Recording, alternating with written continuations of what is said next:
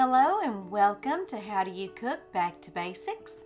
Today I'm going to share with you how I made my black-eyed peas for New Year's Day. First off, you will want to go through your beans and get out any bad beans that you may see, any bean halves or any discolored beans that you may run across.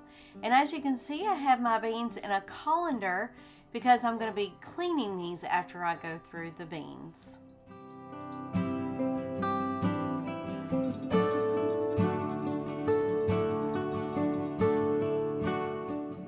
Now this is what you're looking for when you pick your beans. You want to get all the halves out, all the discolored beans, and any that might have holes or just look bad.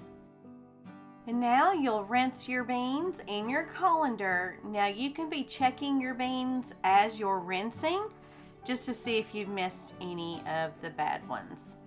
Now go ahead and add your beans to a pot, a large enough pot to where you can add a ham hock. So we're going to clean this nice fresh ham hock right here with some water.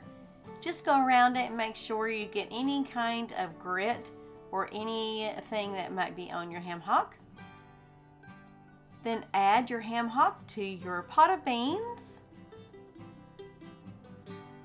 and fill this pot up with some water, and make sure that you put in enough water to cover most of the ham hock.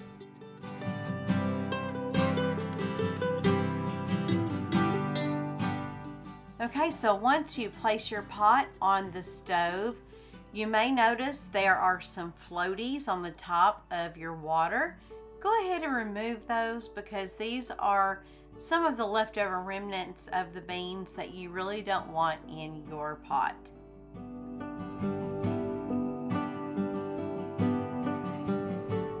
Now add some salt and some black pepper, and then give your beans a really good stir, and then turn your stove eye to medium high and get your beans to boiling. And once they have began to boil, turn your heat down to a medium low because you want your beans to simmer very low. Now come back periodically and check your beans and stir them up and make sure that you have enough water in there to keep your beans cooking. So once your beans are low simmering, go ahead and place a lid on your pot.